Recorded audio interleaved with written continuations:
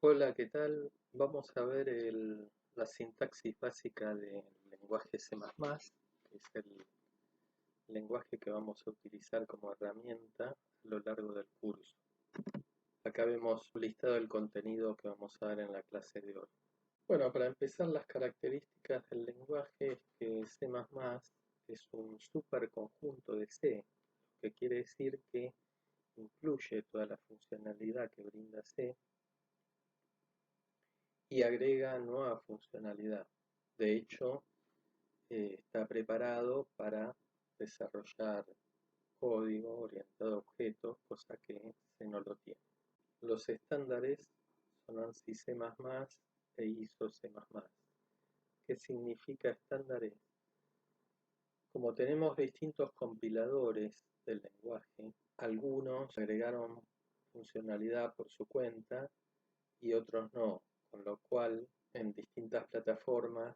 Es por eso que para que un programa decimos que sea portable, que se pueda ejecutar en distintas máquinas, siempre tenemos que trabajar con lo que es ANSI, lo que nos asegura que va a funcionar en distintas plataformas. Bueno, acá están la principal bibliografía para aprender el lenguaje. Hay muchos tutoriales y apuntes, así que, pero bueno, digamos que estos dos libros son los principales. ¿Qué diferencia hay entre un compilador y un IDE? El compilador es el que va a traducir el código que nosotros escribamos en un código que la máquina va a comprender y va a poder ejecutar. Si bien hace otras tareas, básicamente lo principal es eso. En cambio, los IDEs nos van a ayudar para desarrollar nuestros programas. Nosotros podríamos trabajar sin instalar ningún IDE, pero el IDE, que quiere decir, según las siglas en inglés, quiere decir entorno de desarrollo integrado, nos va a poner, cuando nosotros escribamos nuestros programas, nos va a poner con un color las palabras reservadas, con otro color nos va a poner las variables, etc. Además vamos a tener un debugger que nos va a permitir ir ejecutando el código línea por línea para poder detectar algún posible error. Cabe destacar que este lenguaje, a diferencia de Python, es un lenguaje que es compilado, es decir, el código que uno escribe primero se traduce completamente a código máquina y se genera un archivo, por lo cual después cada vez que se ejecuta no tiene que estar traduciendo, ejecuta ese archivo directamente. ¿Qué IDEs son los que uno recomienda? Eclipse es muy recomendado.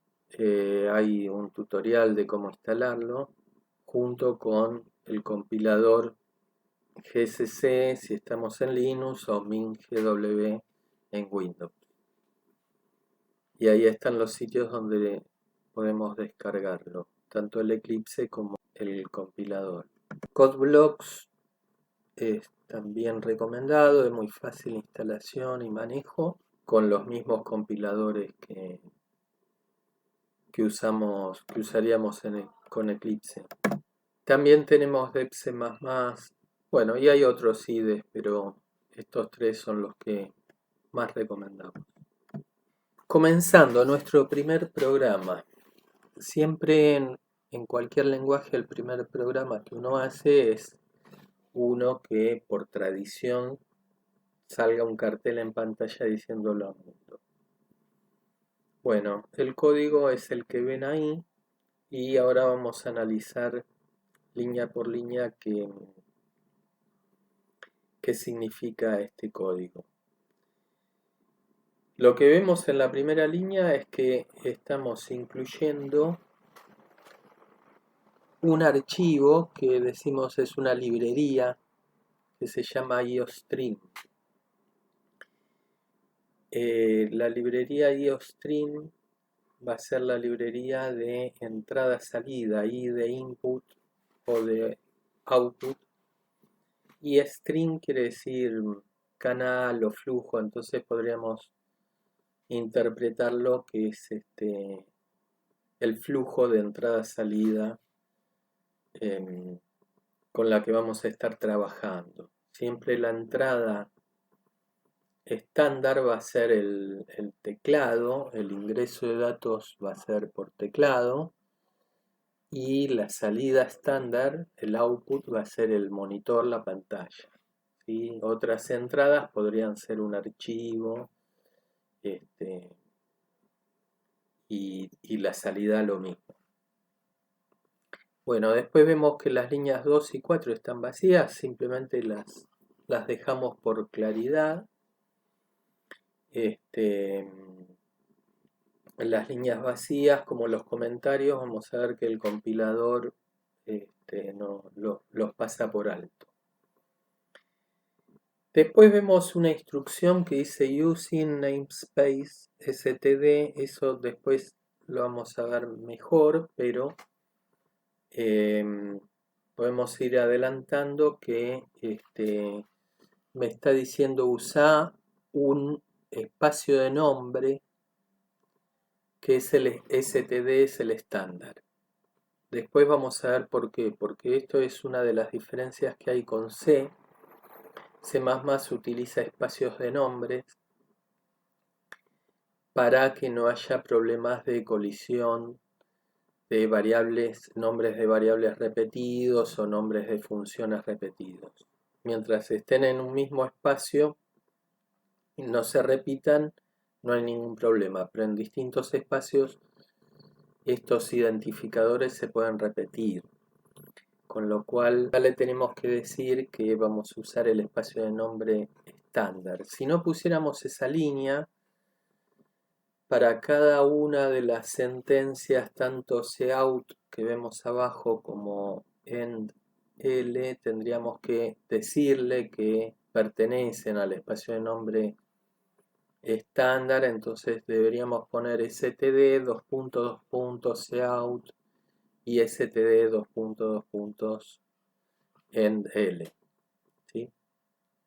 Después, por ahora no se preocupen demasiado, después lo vamos a ver mejor.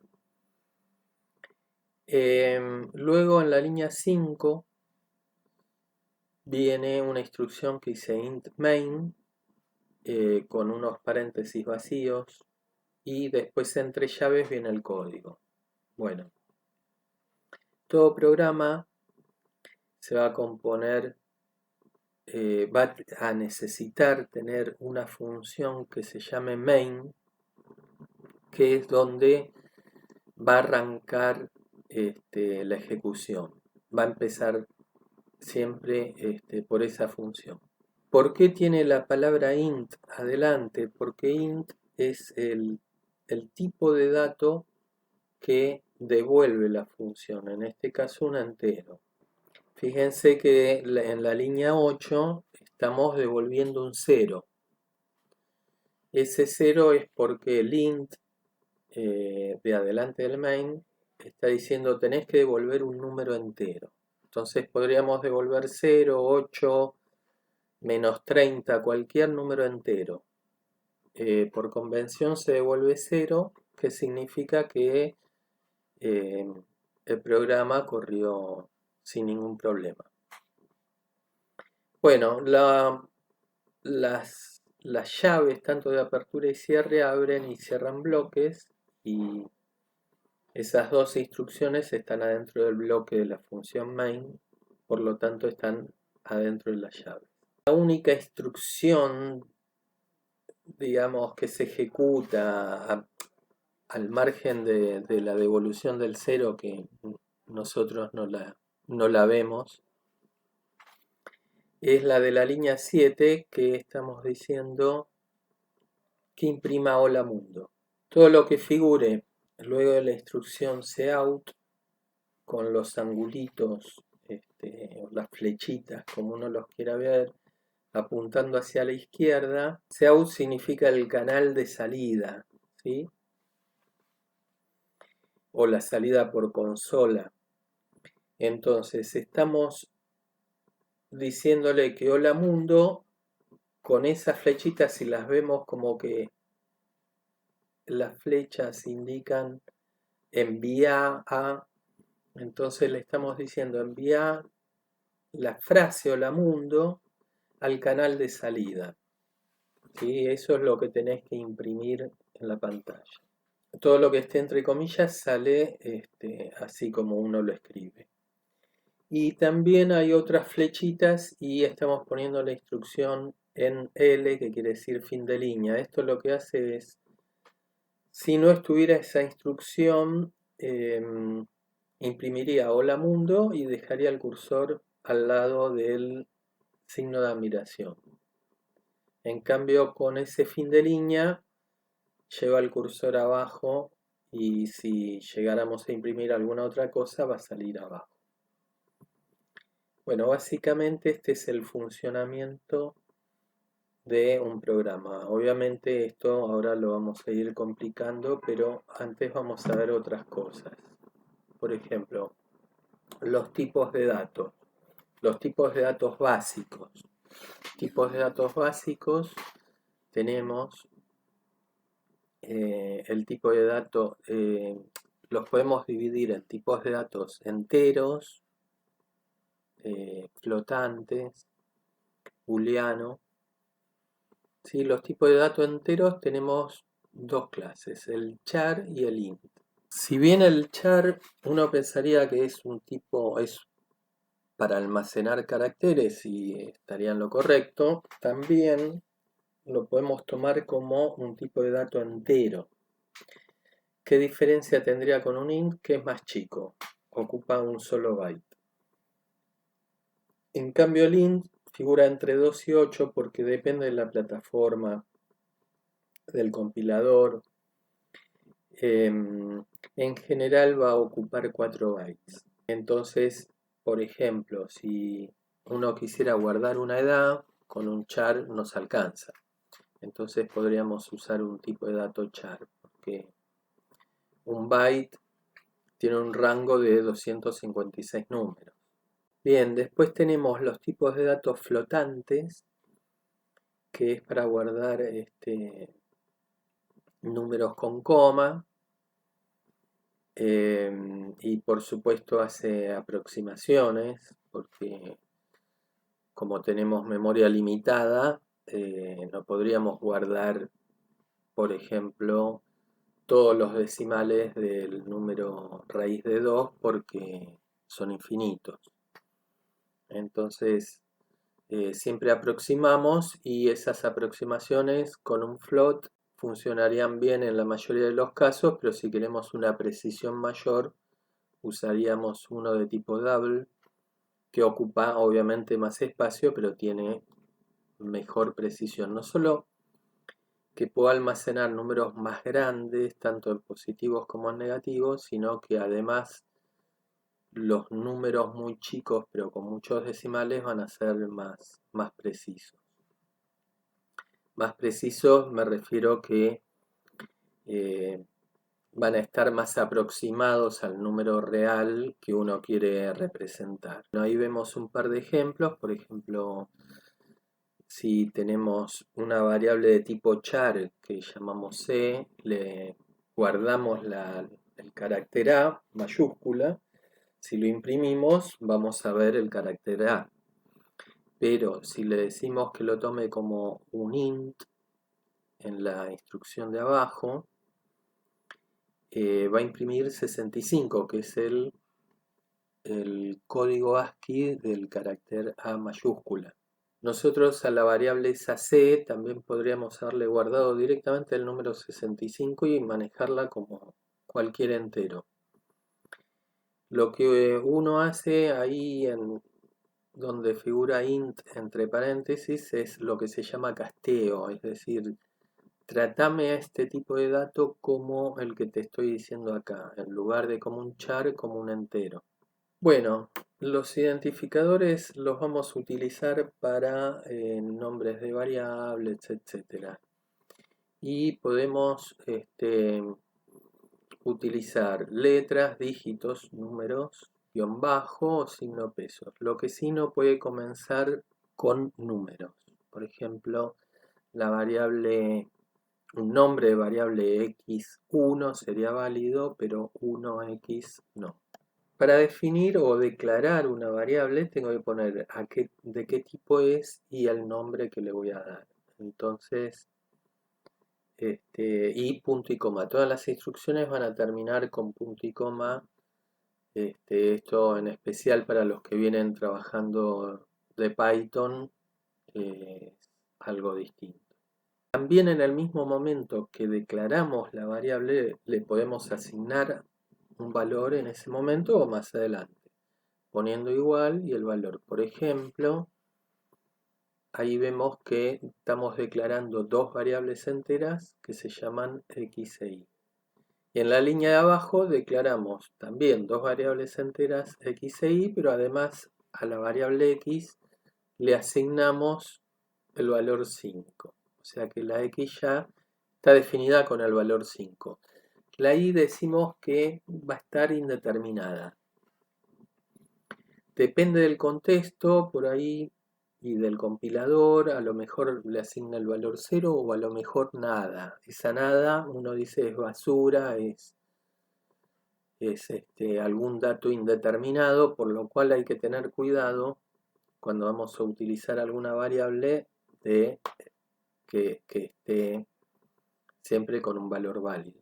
Las recomendaciones para poner los nombres de las variables es que primero estén siempre en minúscula, y que los nombres sean los nombres enteros, no abreviaturas, salvo que sea algo muy evidente. Los nombres tienen que ir completos, por ejemplo, la palabra sueldo en lugar de ese o suel.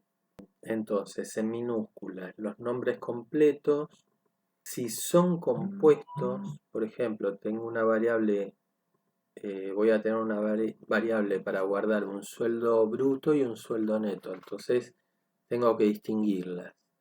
Entonces, como no puedo dejar espacio, entonces ponerla todo junto, sueldo bruto, sueldo neto, es incómodo a la vista. Entonces la podemos separar con ya sea un guión bajo o lo que llamamos camel case, que es la segunda, a partir de la segunda palabra, la primera letra de la segunda palabra comienza con mayúscula. Y si hubiera tres palabras, cada una va a comenzar con una mayúscula. ¿Sí? Lo más claro a la vista es la separación con guión bajo, pero el camel case quizás es el formato más utilizado. Los nombres de las variables además tienen que ser representativos de lo que vamos a guardar ahí. Si nuestro programa es muy corto, ya sabemos si el programa tiene 5 líneas y tenemos dos variables, ya sabemos lo que estamos guardando, pero cuando estamos con miles de líneas de código y muchísimas variables, no nos conviene poner nombres de variables, por ejemplo, x1, x2, etcétera, ¿sí? Tenemos que indicar claramente lo que vamos a guardar ahí. Por ejemplo, sueldo neto, sueldo bruto, cantidad comprada. Las constantes, esto es otra diferencia con C. En C no existían las constantes. Para eso utilizamos define, pero en C++ no es conveniente utilizar el define. Se declaran igual que una variable, pero adelante se pone la palabra const y en ese mismo momento se le asigna un valor. Por ejemplo, si tenemos que usar la variable o la constante IVA, ponemos que va a ser una constante de tipo entera y le asignamos ya el valor 21. ¿Por qué nos conviene utilizar constantes? Porque imaginemos que no utilizamos una constante que se llame IVA. Y en todos los lugares donde tengamos que hacer cálculos con este valor, utilizamos directamente el 21. Si el día de mañana el IVA se modifica, deberíamos entrar a cada una de las líneas en donde escribimos el valor 21 y cambiarlo por el nuevo valor, lo cual sería un trabajo muy grande, y además corremos el peligro de olvidar en algún lugar de cambiarlo. Entonces nos quedaría en algún lugar el 21 y en otros lugares el valor nuevo, haciendo nuestra aplicación inconsistente, porque tendría ahí un error, claramente. Entonces nos conviene poner directamente, multiplicar por la palabra IVA, y esta palabra va a ser reemplazada por el valor que le indiquemos. Para las constantes, también por convención, se utiliza siempre mayúscula, todas enteras. El nombre de la constante completamente en mayúscula. Y por lo general se declaran al principio de nuestro programa, seguramente en un archivo aparte, después lo vamos a ver, pero bueno, mientras estemos usando un solo archivo, la costumbre es declararlos arriba, antes del main, afuera, para que puedan ser utilizadas por todas las funciones que estén ahí.